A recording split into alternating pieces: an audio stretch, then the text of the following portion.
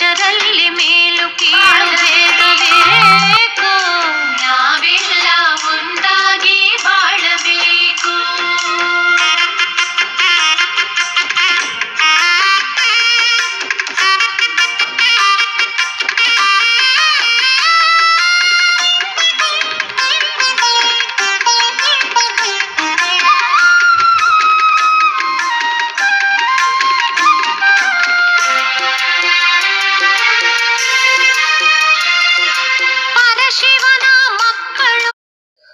ಓಂ ಶ್ರೀ ಗುರು ಬಸವಲಿಂಗಾಯ ನಮಃ. ಸರ್ವರಿಗೂ ಶರಣು ಶರಣಾರ್ಥಿ. ಜಾಲಗಾರನೊಬ್ಬ ಜಲವ ಹೊಕ್ಕು ಹಲವು ಜೀವಿಗಳ ಕೊಂದು ನಲಿನಲಿದಾಡುವನು. ತನ್ನ ಮನೆಯಲ್ಲೊಂದು ಶಿಶು ಸತ್ತೆಡೆ ಅದಕ್ಕೆ ಮರುಗುವಂತೆ ಅವಕ್ಕೇಕೆ ಮರುಗನು. ಜಾಲಗಾರನ ದುಃಖ ಜಗಕ್ಕೆಲ್ಲ ನಗೆಗೇಡಿ. ಚನ್ನಮಲ್ಲಿಕಾರ್ಜುನ ದೇವನ ಭಕ್ತನಾಗಿ ಜೀವ ಹಿಂಸೆಯ ಮಾಡುವ ಮಾದಿಗರನೇನೆಂಬೆ. ಇದು ಮಹಾದೇವಿಯಕ್ಕನ ಒಂದು ಅಪರೂಪದ ವಚನ.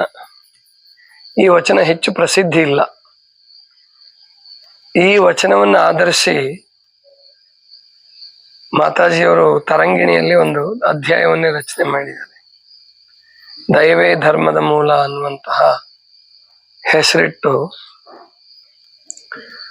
ಒಂದ್ ದಿವಸ ಮಹಾದೇವಿಯಕ್ಕ ಬೆಳಗ್ಗೆ ಎದ್ದು ಪೂಜೆ ಮುಗಿಸಿ ಅಡ್ಡಾಡ್ತಾ ಇದ್ದಾರೆ ನದಿ ದಂಡೆಯಲ್ಲಿ. ಅವತ್ತು ಬೀಡು ಬಿಟ್ಟಿದ್ದಾರೆ. ಕಲ್ಯಾಣದಿಂದ ಶ್ರೀಶೈಲಕ್ಕೆ ಹೋಗುವ ಪ್ರಸಂಗ. ಹಾಗೆ ಅಡ್ಡಾಡ್ತಿರ್ಬೇಕಾದ್ರೆ ಒಂದಿಬ್ರು ಅಲ್ಲಿ ಮೀನು ಹಿಡಿತಿರ್ತಾರೆ. ಅವ್ರಿಗೆ ಆಶ್ಚರ್ಯ ಆಗತ್ತೆ.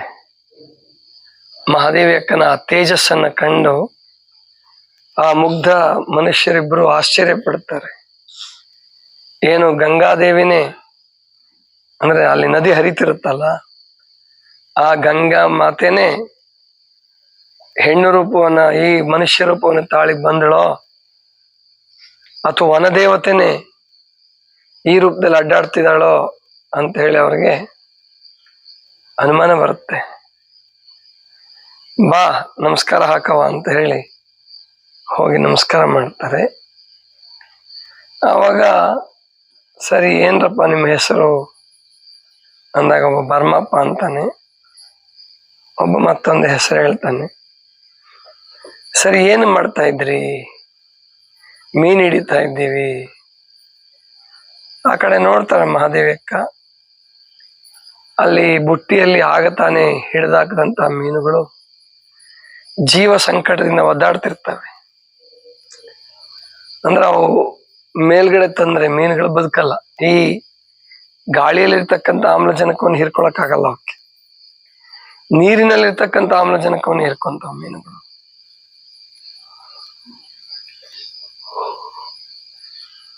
ಸರಿ ಹಿಡ್ದಿದ್ದಾಯ್ತಾ? ಇಲ್ಲ ತಾಯಿ, ಇನ್ನೂ ಬಹಳ ಮೀನ್ ಹಿಡಿಬೇಕು. ಸರಿ, ನಮ್ಮ ಮನೇಲಿ ನಾವು 6 ಜನ ಇದ್ದೀವಿ, 7 ಜನ ಇದ್ದೀವಿ. ಪರಿಚಯ ಮಾಡ್ಕೊಂಡು ಆ ಬರ್ಮಪ್ಪನ ಮನೆಗೆ ಒಂದು ಮಗು ಸತ್ತೋಗ್ಬಿಟ್ಟಿರುತ್ತೆ. ನಾವು 6 ಜನ ಇದ್ವಿ, ಅಲ್ಲ 5 ಜನ ಆದ್ವಿ ಅಂತೇಳಿ ಅವನ್ ಕಣ್ಣೀರು ಒರೆಸ್ಕೊಂತಾನೆ. ಕಣ್ಣಲ್ಲಿ ನೀರು ಬರುತ್ತೆ ಅವನಿಗೆ ಮಗು ಸತ್ತಿದ್ದನ್ನ ನೆನೆಸ್ಕೊಂಡು. ಬರ್ಮಪ್ಪನ ಹೆಂಡತಿ ಬರ್ಮಿ ಇನ್ನು ಎದ್ದೇ ಇಲ್ಲ ಮೇಲೆ ಅಂತ ಅವನ್ ಸ್ನೇಹಿತ ಪರಿಚಯ ಮಾಡ್ಕೊಡ್ತಾನೆ. ಅವಾಗ ಮಹಾದೇವಕ್ಕನಿಗೆ ತುಂಬಾ ಸಂಕಟ ಆಗತ್ತೆ. ತಕ್ಷಣ ಧಾವಿಸಿ ಹೋಗಿ ಆ ಬುಟ್ಟಿಯನ್ನ ನದಿ ಒಳಗಡೆ ಎಸ್ದು ಬಿಡ್ತಾಳೆ. ಆ ಬುಟ್ಟಿಯಲ್ಲಿದ್ದ ಮೀನುಗಳೆಲ್ಲ ಜೀವ ಉಳಿದಿದ್ದ ಸಂತೋಷಕ್ಕೆ ಅಲ್ಲಿ ನೀರಿಗೆ ಜಿಗಿದು ಸಂತೋಷ ಪಡ್ತವೆ. ಅಂದ್ರೆ ಆವಾಗ ಅಯ್ಯೋ ತಾಯಿ, ನಮ್ಮ ಇವತ್ತಿನ ಅನ್ನ ಇದೇನೆ ಅಂತಂದಾಗ ಮಹಾದೇವಿ ಅಕ್ಕ ಚಿಂತೆ ಮಾಡಬೇಡಿ, ನಿಮ್ಮ ಹೊಟ್ಟೆ ಮೇಲೆ ನಾನೇನು ಹೊಡೆಯಲ್ಲ ಅಂತ ಹೇಳಿ ಕರ್ಕೊಂಡು ಹೋಗಿ ಅವರ ಜೋಳಿಗೆಯಲ್ಲಿದ್ದಂತಹ ಹಿಟ್ಟು, ಅಕ್ಕಿ ಎಲ್ಲವನ್ನು ಅವರ ಬುಟ್ಟಿಗೆ ಸುರಿದು ಕಳಿಸ್ಕೊಡ್ತಾ. ಈ ಸಂದರ್ಭದಲ್ಲಿ ಈ ವಚನವನ್ನು ಮಹಾದೇವಕ್ಕೆ ಹೇಳೋದು, ಜಾಲಗಾರನೊಬ್ಬ ಜಲವ ಹೊಕ್ಕು ಹಲವು ಪ್ರಾಣಿಗಳ ಕೊಂದು ನಲಿದಾಡುವನು. ತನ್ನ ಮನೆಯಲ್ಲೊಂದು ಶಿಶು ಸತ್ತಡೆ ಅದಕ್ಕೆ ಮರುಗುವಂತೆ ಅವಕ್ಕೇಕೆ ಮರುಗನು. ಜಾಲಗಾರನ ದುಃಖ ಜಗಕ್ಕೆಲ್ಲ ನಗೆಗೆಡೆ. ಇದು ಮಹಾದೇವಕ್ಕೆ ಹೇಳೋದು. ಅಂದ್ರೆ ತಾನು ಕೊಲ್ಲುವಾಗ, ತಾನು ಜೀವ ಹಿಂಸೆ ಮಾಡುವಾಗ, ಮೀನು ಹಿಡಿಯುವಾಗ, ಏಡಿಗಳನ್ನು ಹಿಡಿಯುವಾಗ, ಅಥವಾ ಮತ್ತೊಂದು ಇಲ್ಲೂ ಈಗ ಹೇಳ್ತಿದ್ರು, ಆ ಕಡೆ ಕರಾವಳಿ ಪ್ರದೇಶದಲ್ಲಿ ಕೆಲವು ಹುಳಗಳು ಸಿಗ್ತಾವಂತೆ ಸಮುದ್ರದಲ್ಲಿ. ಸ್ವಲ್ಪ ದೂರಕ್ಕೆ ಹೋದ್ರೆ ಹುಳಗಳು ಕೆಜಿಗಟ್ಲೆ ತುಂಬ್ಕೊಂಡ್ಬರ್ತಾರಂತೆ. ಅವನು ಹುರಿದ್ಬಿಟ್ಟು ತಿಂತಾರಂತೆ. ಅವು ಜೀವಂತ ಹುರಿತಾರ ಅವನ್ನ. ಅಂದ್ರೆ ಮನುಷ್ಯ ತನ್ನ ನಾಲಿಗೆ ಚಟವನ್ನು ತೀರಿಸ್ಕೊಳಕ್ಕೆ, ಹೊಟ್ಟೆ ಹಸಿವನ್ನು ತೀರಿಸ್ಕೊಳಕ್ಕೆ ಎಷ್ಟು ಬೇಕಾದ್ರೂ ಹಿಂಸೆ ಮಾಡ್ತಾನೆ. ಆದ್ರೆ ತನ್ನ ಮನೆಯಲ್ಲಿ ಒಂದು ಮಗು ಸತ್ತರೆ ಅಥವಾ ತನಗೆ ಸಂಬಂಧಪಟ್ಟವ್ರು ಯಾರಾದ್ರೂ ಸತ್ತರೆ ದುಃಖ ಮಾಡ್ತಾನೆ. ಇತರೆ ಜೀವಿಗಳನ್ನ ಕೊಂದು ನಲಿದಾಡುವಾಗ ಯಮ ವಿಧಿ ನಿಮಗೆ ಸಂಬಂಧಪಟ್ಟಂತಹ ಜೀವವನ್ನು ತಗೊಂಡು ನೀವ್ ಯಾಕೆ ದುಃಖ ಪಡ್ತೀರಿ? ಅದು ಮಹಾದೇವ ಕೇಳೋದು. ಜಾಲಗಾರನ ದುಃಖ ಜಗಕ್ಕೆಲ್ಲ ನಗೆಗಡೆ. ಇದು ಕಾರಣ ಚನ್ನಮಲ್ಲಿಕಾರ್ಜುನ ಭಕ್ತನಾಗಿ ಜೀವ ಹಿಂಸೆಯ ಮಾಡುವ ಮಾದಿಗರನೇನೆಂಬೆ ಅಂತ ಮಹಾದೇವ ಹೇಳೋದು. ಜೀವ ಹಿಂಸೆ ಯಾರು ಕೂಡ ಮಾಡಬಾರ್ದು ಅನ್ನುವಂಥದ್ದು ಶರಣರ ಅಭಿಪ್ರಾಯ. ಅದಕ್ಕೆ ಬಸವಣ್ಣವ್ರ ವಚನ ಈಗ ಹೇಳಿದ್ರಲ್ಲ, ದಯವಿಲ್ಲದ ಧರ್ಮ ಅದೇ ಉದಯ. ಅದು ಉದಯ ಅಂತ ರೂಢಿಯಾಗಿದೆ ಹಾಡುವಾಗ, ಹೇಳುವಾಗ. ಆದ್ರೆ ವಾಸ್ತವಿಕವಾಗಿ ಅದು ಉದಯ ಅಲ್ಲ, ಅದು ಅದೇ ಉದಯ. ಏವುದು ಅಂದ್ರೆ ಏನಕ್ಕೆ ಪ್ರಯೋಜನ ಅಂತ. ದಯೆಯಲ್ಲಿದ್ದಿರೋ ಧರ್ಮ ತಗೊಂಡು ಏನ್ ಮಾಡ್ತೀರಪ್ಪ, ಏನ್ ಪ್ರಯೋಜನ? ಏವುದು ಅಂದ್ರೆ ಏನ್ ಪ್ರಯೋಜನ? ದಯವಿರಬೇಕು ಸಕಲ ಪ್ರಾಣಿಗಳೆಲ್ಲರಲ್ಲಿಯೂ. ಮನುಷ್ಯರಲ್ಲಿ ಅಷ್ಟೇ ದಯೆ ಅಲ್ಲ, ಪ್ರಾಣಿಗಳಲ್ಲೂ ದಯೆ ತೋರಿಸ್ಬೇಕು. ದಯವೇ ಧರ್ಮದ ಮೂಲವಯ್ಯ, ಕೂಡಲ ಸಂಗಯ್ಯನಂತಲ್ಲದೊಲ್ಲನಯ್ಯ. ದಯವೇ ಧರ್ಮದ ಮೂಲ, ಇಲ್ಲದೆ ಇದ್ರೆ ಕೂಡಲ ಸಂಗಮ ದೇವ ಎಂದು ಒಲಿಯಲ್ಲ ಅಂತ ಹೇಳ್ತಾರೆ. ಆದ್ರಿಂದ ಮಾಂಸಾಹಾರ ಅದು ಮನುಷ್ಯನ ಆಹಾರ ಅಲ್ಲ. ಅದು ಯಾರೇ ಏನೇ ಹೇಳಿ, ವಿಜ್ಞಾನ ಏನೇ ಹೇಳಿ, ಅಥವಾ ಬೇರೆ ಧರ್ಮಗಳೇನೇ ಹೇಳಿ, ನಮ್ಮ ಪ್ರಕಾರ ಮತ್ತು ಇವತ್ತು ಈ ವಚನ ಯಾಕೆ ನೆನಪು ಬಂತಂದ್ರೆ, ಅಹಿಂಸೆ ಅಂತೇಳಿ ಜೀವನ ಉದ್ದಕ್ಕೂ ಬೋಧಿಸಿ ಈಗಲೂ ಘೋಷಿತವಾಗಿ ಜೈನ ಧರ್ಮ ಮತ್ತು ಲಿಂಗಾಯತ ಧರ್ಮ ಎರಡು ಸಸ್ಯಾಹಾರಿ ಧರ್ಮಗಳು, ಸಂಪೂರ್ಣವಾಗಿ ಸಸ್ಯಾಹಾರಿ ಧರ್ಮಗಳು. ಮಾಂಸಾಹಾರವನ್ನು ಯಾವುದೇ ರೂಪದಲ್ಲೂ ಒಪ್ಪೋದಿಲ್ಲ. ಇನ್ನು ಬ್ರಾಹ್ಮಣರು ಕೂಡ ಕೆಲವರು, ಈ ರಾಮಕೃಷ್ಣ ಪರಮಹಂಸರ ಅನುಯಾಯಿಗಳು, ಅಲ್ಲಿ ಸಮುದ್ರ ತರಕಾರಿ ಅಂತ ಹೇಳ್ತಾರಂತ, ಅದನ್ನ ಮೀನನ್ನ ತಿಂತಾರ ಅವರೆಲ್ಲ. ಆದ್ರೆ ಜೈನ ಧರ್ಮ ಮತ್ತು ಲಿಂಗಾಯತ ಧರ್ಮ ಮೊಟ್ಟೆಯನ್ನು ಕೂಡ, ಕೋಳಿ ಮೊಟ್ಟೆಯನ್ನು ಕೂಡ ಒಪ್ಪೋದಿಲ್ಲ, ತಿನ್ನೋದು ಒಪ್ಪೋದಿಲ್ಲ. ಅದು ಸರಿಯಾದದ್ದಲ್ಲ. ಯಾರು ಪ್ರಾಣಿ ಹಿಂಸೆಯನ್ನು ಮಾಡಬಾರದು ಅನ್ನುವಂತಹ ನಿಲುವನ್ನ ಶರಣರು ಹೊಂದಿದ್ರು. ಅದೇ ಪ್ರಕಾರ ನಡ್ಕೊಂಡ್ರು. ನಮಗೂ ಅದೇ ಪ್ರಕಾರ ಬೋಧಿಸಿದ್ದಾರೆ. ಕೊಲ್ಲೆನಯ್ಯ ಪ್ರಾಣಿಗಳ, ಮೆಲ್ಲೆನಯ್ಯ ಬಾಯಿ ಇಚ್ಛೆಗೆ, ಒಲ್ಲೆನಯ್ಯ ಪರಸತಿಯರ ಸಂಗವ, ಬಲ್ಲೆನಯ್ಯ ಮುಂದೆ ಕೇಡುಂಟೆಂಬುದ ಅಂತ ಬಸವಣ್ಣವ್ರು ಹೇಳ್ತಾರೆ. ಪ್ರಾಣಿಗಳನ್ನು ಕೊಲ್ಲೋದಿಲ್ಲ, ಮೆಲ್ಲೋದಿಲ್ಲ, ಅದನ್ನು ಸಾಯಿಸೋದು ಇಲ್ಲ, ತಿನ್ನೋದು ಇಲ್ಲ ಅಂತ ಹೇಳ್ತಾರೆ. ಆದ್ರಿಂದ ನಿಮಗೂ ಅಷ್ಟೇ ನಾನು ಹೇಳೋದು, ಎಲ್ರಿಗೂ ಜಾತಿ ಧರ್ಮ ವಿಷಯ ಅಲ್ಲ. ಯಾರಿಗೆ ಆರೋಗ್ಯ ಬೇಕು ಅಂತ ಬಯಸ್ತೀರ, ಯಾರಿಗೆ ಆನಂದ ಬೇಕು ಅಂತ ಬಯಸ್ತೀರ, ದುಃಖ ಬರಬಾರ್ದು ಅಂತ ಬಯಸ್ತೀರ, ಅವರು ಮಾಂಸಾಹಾರವನ್ನು ಮಾಡಬಾರದು. ಅಹಿಂಸಾ ಪರಮೋ ಧರ್ಮ ಅಂತ ಹೇಳ್ತು ಜೈನ ಧರ್ಮ. ಅಹಿಂಸೆಯೇ ಶ್ರೇಷ್ಠವಾದ ಧರ್ಮ ಅಂತ ಹೇಳಿದೆ. ಅಂತಹ ಒಬ್ಬ ಮಹಾ ಪ್ರವಾದಿ, ತೀರ್ಥಂಕರ, 24ನೇ ತೀರ್ಥಂಕರ. ತೀರ್ಥಂಕರ ಅಂದ್ರೆ ತಾರಯತಿ ಇತಿ ತೀರ್ಥ, ದಾಟಿಸುವವನು, ಈ ಭವಸಾಗರವನ್ನು ದಾಟಿಸುವವನು ಅಂತ ಹೇಳಿ ಅರ್ಥ ಆಗತ್ತೆ. ಆ ಮಹಾವೀರನ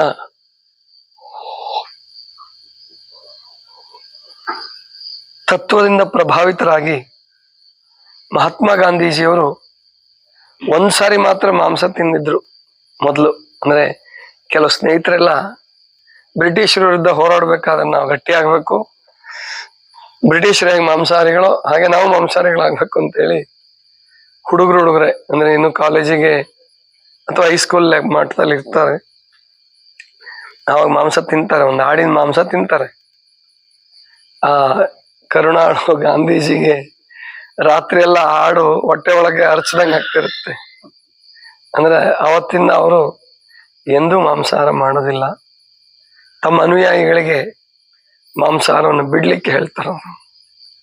ಆದ್ರಿಂದ ನಾವು ಅಷ್ಟೇ, ಯಾವುದೇ ಜಾತಿ, ಯಾವುದೇ ಧರ್ಮ, ಯಾವುದೇ ಪಂಗಡ, ಮತ ಧರ್ಮಕ್ಕೆ ಸೇರಿದ್ರು ಕೂಡ ಮಾಂಸಾಹಾರವನ್ನು ಬಿಡಿ, ಜೊತೆಗೆ ಪ್ರಾಣಿ ದಯೆಯನ್ನು ತೋರಿಸಿ. ಇವಾಗ ಬೇಸಿಗೆ ಕಾಲ, ತುಂಬಾ ಬಿಸಿಲು, ನಮಗೆ ಇಷ್ಟು ಕಷ್ಟ ಆಗತ್ತೆ. ಫ್ಯಾನ್ ಹಾಕೊಂಡು ಮನೆ ಒಳಗಡೆ ಇದ್ಕೊಂಡು ಬೇಕಾದಾಗ ಒಳ್ಳೆ ನೀರು ಕುಡಿತೀವಿ, ಶುದ್ಧವಾದ ಮಳೆ ನೀರು ಕುಡಿತೀವಿ, ಅಂದ್ರೂ ಸಂಕಟ ಆಗತ್ತೆ. ಪ್ರಾಣಿ ಪಕ್ಷಿಗಳು ಮರದ ಮೇಲೆ ವಾಸ ಮಾಡ್ಬೇಕು, ಅದು ನೆರಳು ಸಿಕ್ತು, ಸಿಗದೆ ಇದ್ರಿಲ್ಲ. ತೀರಾ ಹತ್ರಕ್ಕೆ ಬಂದ್ರೆ ಓಡಿಸ್ತೀವಿ ಅವನ್ನ. ಆ ಪ್ರಾಣಿಗಳು ಆ ಪಕ್ಷಿಗಳು ಹೇಗೆ ಬದುಕಬೇಕು? ಆದ್ರಿಂದ ಅವಕ್ಕೆ ಸಾಧ್ಯವಾದಷ್ಟು ನೀರಿನ ವ್ಯವಸ್ಥೆ ಮಾಡಿ. ನಿಮ್ ಕೈಲಿ ಏನ್ ಸಾಧ್ಯವಾಗುತ್ತೋ ನಿಲುವು ಕಟ್ಬಿಟ್ಟು ಅಥವಾ ಪಾತ್ರೆ ಇಟ್ಬಿಟ್ಟು ಮೇಲ್ಗಡೆ, ಕೆಳಗಡೆ ಇಟ್ಟರು ಬರಲ್ಲ ಅವು, ಮೇಲ್ಗಡೆ ಅದರಲ್ಲೂ ಕಾಯಿಲಾರದಂತಹ ಜಾಗದಲ್ಲಿ, ನೀರು ಬಿಸಿ ಆಗ್ಲಾರ್ದಂತಹ ಜಾಗದಲ್ಲಿ ಪಾತ್ರೆ ಇಟ್ಟು ಅಥವಾ ಮಣ್ಣಿನ ಮುಚ್ಚಳಗಳನ್ನ, ಅವು ಏನು ಇರ್ತಾವಲ್ಲ ಅವುಗಳನ್ನ ಇಟ್ಟು ನೀರು ಹಾಕ್ರಿ. ಸ್ವಲ್ಪ ಪಕ್ಕದಲ್ಲಿ ಕಾಳುಗಳನ್ನು ಸ್ವಲ್ಪ ಚೆಲ್ಲಿದ್ರೆ ಸಾಕು, ಭಾಳ ಚೆಲ್ಲಬೇಡಿ, ಯಾಕಂದ್ರೆ ಭಾಳ ತಿನ್ನಲ್ಲ ಅವು. ಮತ್ತ ಇಲಿ ಹೆಗಣ ಅವು ಇವು ಬರ್ತವೆ. ಒಂದು ದಿವಸ ಚೆಲ್ಲಿದ ಕಾಳು ಅವತ್ತು ಮುಗಿದು ಬಿಡ್ಬೇಕು. ಆ ತರಹ ಕಾಳುಗಳನ್ನು ಚೆಲ್ರಿ, ನೀರನ್ನು ಹಾಕ್ರಿ. ನೀವು ಮಠದವರು ಮಾಡಿ, ನಿಮ್ಗೇನ್ ಸಾಧ್ಯವಾಗುತ್ತೋ ರಸ ಮಾಡುವಾಗ ಅವುಗಳನ್ನ, ಕಾಳನ್ನ, ಅಲ್ಲಿ ಕಲ್ಲು ಸಮೇತ ಇದ್ದಂತ ಕಾಳುಗಳನ್ನ ಚೆಲ್ರಿ. ಅಲ್ಲಿ ಪಕ್ಷಿಗಳು, ಹುಳಗಳು, ಇರುವೆಗಳು ತಿಂತಾವ, ಸಂತೋಷ ಪಡ್ತವೆ. ಮೇಲ್ಗಡೆ ನಿಲುವು ಕಟ್ಟಿದೀವಿ, ನಮ್ಮ ರೂಮಿನ ಎದುರುಗಡೆ 2 ನಿಲುವು ಕಟ್ಟಿದೀವಿ, ಅಲ್ಲಿ ನೀರು ಹಾಕಿ. ನಾನು ಹೇಳ್ದಾಗ್ಲೇ ಹಾಕ್ಬೇಕು ಅಂತಿಲ್ಲ, ಯಾರು ನೋಡ್ತೀರಿ ಖಾಲಿ ಆಗಿರ್ತಾವ ನೀರು. ಸಾಮಾನ್ಯವಾಗಿ ಕಾಗೆಗಳು ಬೇರೆ ಒಳಗೆ ಕುಡಿತಿರ್ತವೆ. ಎರಡಕ್ಕೂ ನೀರೇ ಹಾಕಿ, ಯಾಕಂದ್ರೆ ಆಹಾರ ಎಲ್ಬೇಕಾದ್ರೂ ಚೆಲ್ಬಹುದು. ನೀರನ್ನ ಎರಡು ಮುಚ್ಚಳಗಳಿಗೂ ನೀರು ಹಾಕಿ, 2 ನೆಲವು ಮೇಲೆ ಇಟ್ಟಿದ್ದೀವಿ. ಅದನ್ನ ನೀರು ಹಾಕಿದ್ರೆ ಒಂದೊಂದು ಗ್ಲಾಸ್ ಹಿಡಿತಾವ ಅಷ್ಟೇ. ಅವು ದೊಡ್ಡ ಗ್ಲಾಸ್ 1 ಗ್ಲಾಸ್ ಹಿಡಿಬಹುದು. ಅದೇ ಸಾಯಂಕಾಲ ತನಕ ಎಷ್ಟೋ ಪಕ್ಷಿಗಳಿಗೆ ಆಧಾರ ಆಗತ್ತೆ. ಅದನ್ನ ದಯೆ ತೋರಿಸ್ತಕ್ಕಂಥದ್ದು ಹೀಗೆ. ಎಷ್ಟೋ ಜನ ಜೈನರು ಇರುವೆ ಗೂಡಿದ್ದಲ್ಲೂ ಹೋಗಿ ಸಕ್ಕರೆ ಹಾಕ್ತಾರೆ, ಅಕ್ಕಿ ಹಾಕಿ ಬರ್ತಾರೆ, ದಿವಸ ರುಟೀನ್ ಇಟ್ಕೊಂಡಿರ್ತಾರೆ. ಇಲ್ಲೊಬ್ರು ಮಲೇಶಪ್ಪರು ಅಂತ ಬರ್ತಾರೆ, ಇಟ್ಗಿ ಮಲೇಶಪ್ಪ ಧಾರವಾಡದವರು. ಅವ್ರ ನಾಯಿಗಳಿಗೆ ಬಿಸ್ಕೆಟ್ ಹಾಕ್ತಾರೆ. ದಿವಸ ಒಂದು 4-5 ಪ್ಯಾಕ್ 6 ಪ್ಯಾಕ್ ಬಿಸ್ಕೆಟ್ ಖರೀದಿ ಮಾಡಿ ಇಟ್ಕೊಂತಾರೆ. ಅವ್ರಿಗೇನು ಬಹಳ ದೊಡ್ಡ ಪೆನ್ಷನ್ ಏನ್ ಬರಲ್ಲ, ಮತ್ತು ಬಹಳ ದೊಡ್ಡ ಸಾಹುಕಾರ ಏನಲ್ಲ. ಅದರಲ್ಲೇ ಬಂದಿದ್ರಲ್ಲೇ ಮಠಕ್ಕೂ ದಾಸೋಹ ಮಾಡ್ತಾರೆ, ಪಾದಯಾತ್ರೆಗೆ ದಾಸೋಹ ಮಾಡ್ತಾರೆ. ನಾಯಿಗಳಿಗಂತೂ ಪ್ರತಿನಿತ್ಯ ಅವ್ರು ಬರೋದನ್ನೇ ಕಾಯ್ಕೊಂಡಿರ್ತಾವಂತ. ವಾಕಿಂಗ್ ಹೋಗ್ತಾರ ಅವ್ರು, ಬೆಳಗ್ಗೆ ಬಿಸ್ಕೆಟ್ ಹಾಕ್ತಾರೆ, ಅವು ಖುಷಿ ಪಡ್ತವೆ. ಒಂದ್ ವೇಳೆ ಊರಿಗೆ ಹೋಗೋದಿದ್ರೆ ಯಾರಿಗಾರು ಬೇರೆಯವ್ರಿಗೆ ದುಡ್ಡು ಕೊಟ್ಬಿಟ್ಟು ಬಿಸ್ಕೆಟ್ ಬಂಡ್ಲ್ ತಗೊಂಡೋಗಿ ಹಾಕ್ರಿ ಅವಕ್ಕೆ ಅಂತ ಹೇಳಿ ಕೊಟ್ಟು ಹೋಗ್ತಾರ ಅವ್ರು. ಅಷ್ಟು ರೂಢಿ ಇಟ್ಕೊಂಡಿದ್ದಾರೆ. ಅದು ಜೀವ ದಯಾಪರತೆ. ಅವಕ್ಕೂ ಹಸಿವಿದೆ. ಹ ರುದ್ರಗೌಡನ ಹಂಗಾಗಿ ಅವು ಪ್ರೀತಿ ಮಾಡ್ತಾವ. ನಮ್ಮನ್ ಪ್ರೀತಿ ಮಾಡಲ್ಲ, ರುದ್ರಗೌಡನೇ ಪ್ರೀತಿ ಮಾಡ್ತಾವ. ಯಾಕಂದ್ರೆ ತಂದು ಹಾಕಿದ್ರೆ ಪಾಪ ಅವಕ್ಕೆ ಹಸಿವು ಇರ್ತದಲ್ಲ. ಆಮೇಲೆ ಸ್ವಲ್ಪ ಹೊಸ ಅನಿಸ್ತದೆ, ದಿವಸ ರೊಟ್ಟಿ ತಿಂದು ಅವಕ್ಕೂ ಬೇಸರ ಆಗಿರ್ತದೆ ಅಲ್ವಾ. ಅದರಿಂದ ಹಾಕಿ ಒಳ್ಳೇದೇ. ಆದ್ರೆ ಇಷ್ಟೇ, ಮೇಲ್ಗಡೆ ರೂಢಿ ಮಾಡಬೇಡಿ. ಎಲ್ಲಿ ಸಿಕ್ಕಲ್ಲಿ ಹೊಲಸು ಮಾಡಂಗೆ ಆ ತರ ಮಾಡಬಾರ್ದು. ಅವುಗಳ ಜಾಗ, ನಿರ್ದಿಷ್ಟ ಜಾಗಕ್ಕೆ ತಗೊಂಡೋಗಿ ಹಾಕಿ. ಸಿಕ್ಕಲ್ಲಿ ನಿಮ್ಮ ರೂಮ್ ಹತ್ರನೇ ಬರಂಗೆ ರೂಢಿ ಮಾಡ್ಕೊಂಡ್ರೆ ಪೇಷಂಟ್ಗಳಿಗೆ ಡಿಸ್ಟರ್ಬ್ ಆಗಬಾರ್ದು, ಹೊಲಸು ಕಾಣಬಾರ್ದು. ಆ ರೀತಿ ಸ್ವಚ್ಛತೆಯನ್ನ ಕಾಯ್ಕೊಳ್ಳಿ. ಇದಿಷ್ಟು ಇವತ್ತಿನ ಚಿಂತನ. ಸರ್ವರಿಗೂ ಶರಣು ಶರಣ.